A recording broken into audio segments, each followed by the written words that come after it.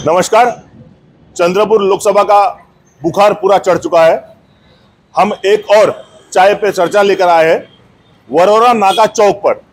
ये चौक ऐसा चौक है जिसे बड़े बड़े दिग्गज नेता बोलते हैं कि जो यहाँ पे हिट है वो राजनीति में फिट है। तो आइए यहाँ पे, क्योंकि राजनीति से, पत्रकारिता से, व्यवसाय से बड़े बड़े दिग्गज आते हैं। वन बाय वन शुरू करते हैं। सबसे पहले एक ऐसे व्यक्ति से हम बात करते हैं जिन्होंने ओबीसी के लिए एक बड़ा आंदोलन, राज्यव्यापी आंदोलन खड़ा किया है। चूंकि वो ओबीसी के नाते हैं, राष्ट्रीय स्तर पर इनका काम चलता है। आइए उनका हम ओपिनियन जानना चाहेंगे कि चंद्रपुर की आज की लहर या सुनामी कहाँ चल रही है। देखो, चंद्रपुर में जो आंदोलन रविंद्र टोंगे का 21 दिन चला, 21 दिन आंदोलन चलने के बाद हमारा अनशन खत्म हुआ। हमारा आंदोलन वहीं पे ख़त्म नहीं हुआ। बाद में हम 7 फरवरी को बहुजन मोर्चा निकाला। वहाँ पे भी 6 महीने से आंदोलन चल रहा है। उसके बावजूद भी यहाँ पे चंद्रपुर में 12 मार्च को एक टीम आई थी मागासवर्गीय आयोग की। वो टीम ने आर्यवैश्य कोमटी समाज को ओबीसी में आने के सर्वे किया जा रहा है, इसके विरोध में हम हैं।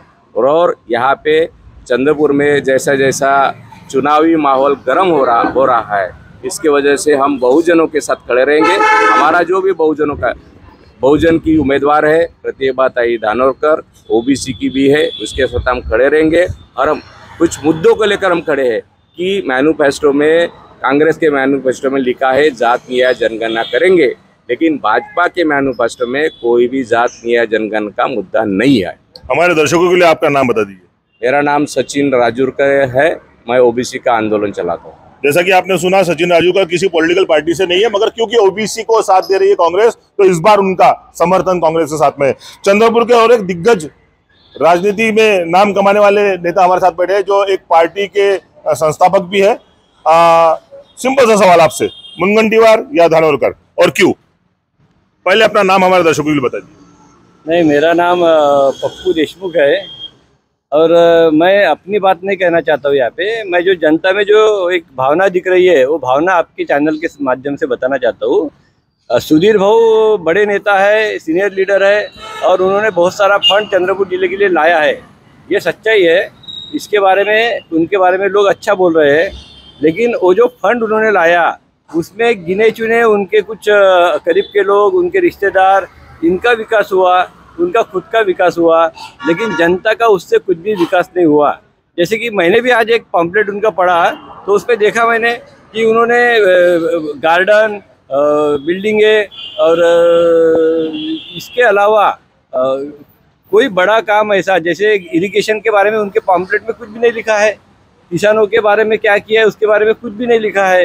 कौन सी इंडस्ट्री लाने के लिए कोशिश की उन्होंने, जो अपने पम्पलेट में लिखा है टूथपिक, जिसको हम बोलते हैं कि हमारे दांत में जो लकड़ी डालते हैं हम, मराठी म्हणजे दातात काड्या टाकतो अपन, तो वो उसका कुक्कुट पालन का 35 साल जो व्यक्ति राजनीति में है, उन्होंने जटपुरा गेट के ट्रैफिक का समस्या का हल नहीं किया, चंद्रपुर के पार्किंग का हल नहीं किया। 225 करोड़ की अमृत जल योजना आई, लेकिन लोगों के घर में नल गया, लेकिन जल नहीं गया, पानी नहीं गया, इनके जेबों में पैसा चला गया। अभी 15 साल पहले भूमिगत गटार योजना के लिए पूरा रास्ता शहर खोद दिए थे, वापस वो गटार योजना फेल हो गई, कहाँ गई पता नहीं, अधिकारियों के ऊपर कार्रवाई नहीं, कोई जांच नहीं, वापस 500 करोड़ की दूसरी गटार योजना नहीं ला रहे, वापस पूरा शहर खोदेंगे। अमृत की एक योजना फेल हो गई, घर में नल है, जल नहीं है, दूसरी 270 करोड़ की अमृत की योजना आ रही है। इस तरह से लोगों में काफ़ी असंतोष है। और जब बात आती है, कुछ लोग ये चर्चा कर रहे हैं, भाजपा के नेता भी, कल नितिन गडकरी जी बोले कि जात और धर्म देख के वोट मत दो।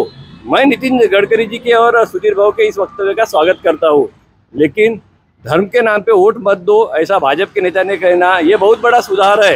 ये अपने सुधार पे कायम रहे, लेकिन जब गोंडवाना यूनिवर्सिटी का वाइस चांसलर बनाना हो, चंद्रपुर महानगर पालिका ओपन कैटेगरी में महापौर बनाना हो, तब उनको अपनी जाति के, अपनी रिश्तेदारी के लोग कैसे याद आते? ये जनता का सवाल है, हमारा सवाल नहीं है। इसकी वजह से उनके बारे में काफ़ी रोष है। तो मुझे लगता है कि जनता का झुकाव धानोरकर की तरफ। बहुत बढ़िया। चूंकि ये ना कांग्रेस से थे ना भाजपा से थे, और इन्होंने कहा कि मुद्दों के हिसाब से आज झुकाव कांग्रेस की तरफ में, धानोरकर की तरफ में है। एक और सीनियर राजनेता चंद्रपुर के यहाँ पे है, शिवसेना से संबंधित, उद्धव बाला साहब ठाकरे शिवसेना से संबंधित सतीश भिवगड़े। सतीश जी, देश के मुद्दों पर यह चुनाव लड़ा जा रहा है या लोकल चंद्रपुर के कुछ मुद्दे हैं, और किसका पलड़ा भारी रहेगा? सुधीर भाऊ मुनगंटीवार ने पिछले 5 सालों में एक बाल हट्टा करके दारूबंदी का निर्णय लिया था। उससे कम से कम 50,000 लोग बेरोजगार हो गए थे। उसको चलते हुए बाद में उद्धव साहब ठाकरे ने वो दारू चालू कराई और 50,000 लोगों को रोजगार यहाँ पे उपलब्ध हुआ। दूसरा एक उनका निर्णय था गोंडवाना विद्यापीठ का। गोंडवाना विद्यापीठ होने की वजह से यहाँ कोई बच्चे पढ़ना नहीं चाहते। गोंडवाने की वजह से यहाँ से 40,000 बच्चे दूसरे तरफ पढ़ने के लिए चले गए। उसके कारण ना रोजगार है यहाँ पर, ना कुछ है। तो इस बार का चंद्रपुर का जो चुनाव है लोकसभा का, मुख्यतः माना जा रहा है कि मुनगंटीवार वर्सेस धानोर के बीच में है। तो क्या लोकल मुद्दे इसमें हावी रहेंगे या मोदी की गारंटी या राहुल गांधी की गारंटी हावी रहेगी? मोदी की किस चीज की गारंटी? वो झूठ की गारंटी है। गारंटी कुछ नहीं है। या प्रतिभा धानोरकर जीत के आएंगी, यही सच है। एक और हमें ओपिनियन मिला है जो कांग्रेस के फेवर में जा रहा है। आइए, एक ऐसे नेता जो सभापति का भी पद भूषण कर चुके हैं, रवि आसवानी। और रवि जी, अभी आपने देखा, क्योंकि मैं जानता हूं आप किस पार्टी से बिलोंग करते हैं, सारा लहर ये इस बार उल्टी नजर आ रही है। आपका क्या मानना है, महाविकास आघाड़ी या महायुति, किसका पलड़ा पूरे महाराष्ट्र में और चंद्रपुर में भारी रहेगा? चंद्रपुर में भारी रहेगा। माननीय सुधीर भाऊ जहाँ खड़े हैं, हमारे मोदी जी का पल्ला भारी रहेगा।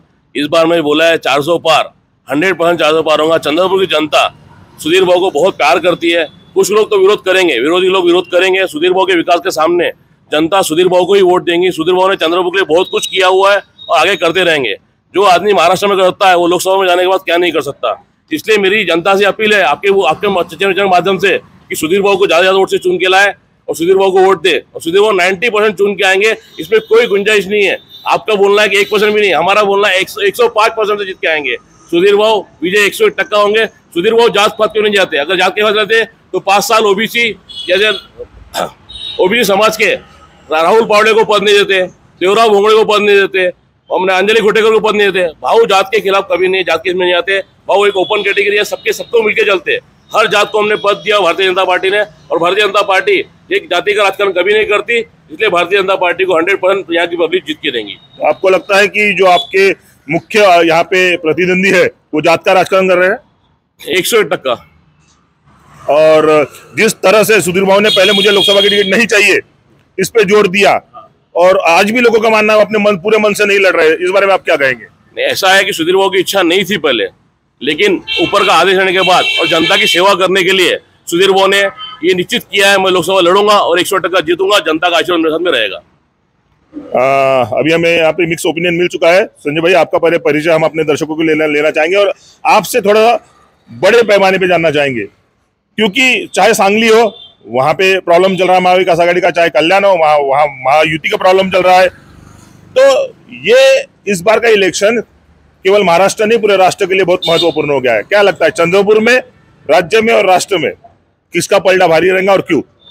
देखिए, आपने सबसे पहले बोला कि सुनामी आने वाली है, तो ये सुनामी आने वाली नहीं है, ये जो ज्वालामुखी फटने वाला है ना। लोगों के अंदर में 10 साल के अंतराल में जो मोदी जी ने जो कारनामे किए देश में, है ना, सबने देखे। ईडी, सीबीआई, इनकम टैक्स, हर यंत्रणा को, हर इंस्टीट्यूशन को, कोर्ट से लेके हर चीज़ को उन्होंने जिस ढंग से, लोकसभा को बोलो, जिस ढंग से उन लोगों ने उसको यूज़ किया है। आपने देखा होगा कोरोना के टाइम में लोग जब मर रहे थे तो सेंट्रल विस्टा का 20,000 करोड़ का प्रोजेक्ट लेकर अपन लोकसभा ये बना रहे थे ना। तो आप ये तो सोचो कि मरने के टाइम में अपन सेलिब्रेट कर रहे हैं कि हमारा इतिहास में नाम होने को ना। इतिहास में उन्हीं लोगों का नाम लिखा जाता है जो लोगों के बुरे वक्त में उनके साथ में होता है। लोगों का जब बुरा वक्त था, लोग जब मर रहे थे, लोगों की शव यात्राएं जा रही थी, उस टाइम में हम क्या कर रहे थे, हमारे देश की संसद बना रहे थे। सबसे पहले ये सोचने की जरूरत है। और रही बात, आपने बोला कि सांगली का विषय हो गया, आप मुझे बताइए कल्याण का उम्मीदवार किसने डिक्लेयर किया? बीजेपी ने। किसका कैंडिडेट है? शिवसेना का। तो ऐसी परिस्थिति आ गई कि एकनाथ शिंदे जी अपने लड़के को, खास करके, वो तो छोड़ो, दूसरे को तो टिकट नहीं दे पा रहे। आज उन्होंने यवतमाड़ को, भावनागढ़ी को टिकट नहीं दे पाए, हेमंत पाटिल को टिकट नहीं दे पाए। तो अभी नासिक का हेमंत गोडसे कृपाल कुमानी की बात ही छोड़ दो, उसको तो उसने वो पूछा भी नहीं कि भाई तेरे के लिए क्या करना है ना। आज इन लोगों का कंडीशन सोचो आप क्या हो गया है। तो ये लोगों, क्योंकि लोगों का उन्होंने 10 साल के अंदर में जो प्रेशर बना हुआ है, आज क्या है, अभी देखो आप कांग्रेस का अपने मैनिफेस्टो देखा होगा, उन्होंने क्या बोला है कि लाखों लोगों को हम रोजगार देंगे। आप बीजेपी का मैनिफेस्टो बताओ, महाराष्ट्र में क्या हो गया। अभी मैं दलित समाज से आता हूँ, मैंने देखा क्या हो गया। अभी देखो पप्पू भाऊ, अभी राजूरकर जी अगर ओबीसी है, क्या हो गया, ये गवर्नमेंट ने क्या किया, दोनों में झगड़े लगा दिए। ये दोनों मराठा कुंभी है ना, लेकिन क्या हो गया, ये दोनों समाज में इन लोगों ने झगड़े लगा दिए। ये हम जो एक साथ में बैठने वाले लोग थे, जात पात का राजकारण अगर कांग्रेस अगर करती थी, तो फिर इसके पहले अल्पसंख्यक में नरेश बाबू पुगलिया इतने साल खासदार रहे, है ना। यानी ट्रिपल इंजन में कुछ गड़बड़ी चल रही है आपका मानना? नहीं, वो इंजन फेल हो गया है। मैं अब सभी लोगों से एक छोटा प्रश्न करना चाहूंगा। चंद्रपुर के मुख्य दो मुद्दे क्या रहेंगे जिसमें चंद्रपुर का चुनाव डिसाइडेड होगा, सभी से मैं पूछना चाहूंगा। स्थानिक बेरोजगारी व आरोग्य समस्या।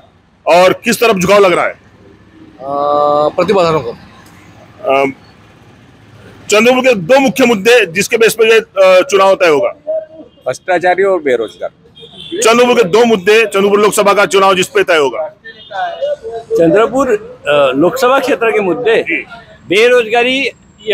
बेरोजगारी और किसानों के मुद्दे चंद्रपुर लोकसभा क्षेत्र के दो सबसे बड़े मुद्दे। और चंद्रपुर शहर में जल है, नल है, पर जल नहीं है, पानी नहीं है, और जगह जगह पर खोदे हुए रास्ते, ये चंद्रपुर शहर के दो बड़े मुद्दे। चंद्रपुर लोकसभा क्षेत्र के दो मुख्य मुद्दे जिसपे ये चुनाव पूरा तय होगा। एक बेरोजगारी और दूसरा जबरदस्त भ्रष्टाचार।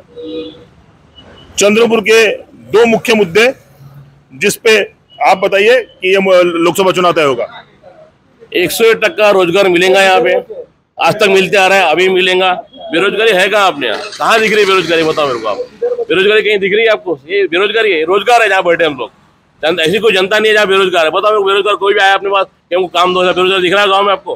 बेरोजगारी है नहीं। और 100% सुधीर वो जीत के आएंगे, बड़ी बड़ी इंडस्ट्रीज आएंगे यहाँ पे और रोजगार मिलेगा कम। चंद्रपुर के दो मुख्य मुद्दे जिसपे लोकसभा चुनाव तय होगा।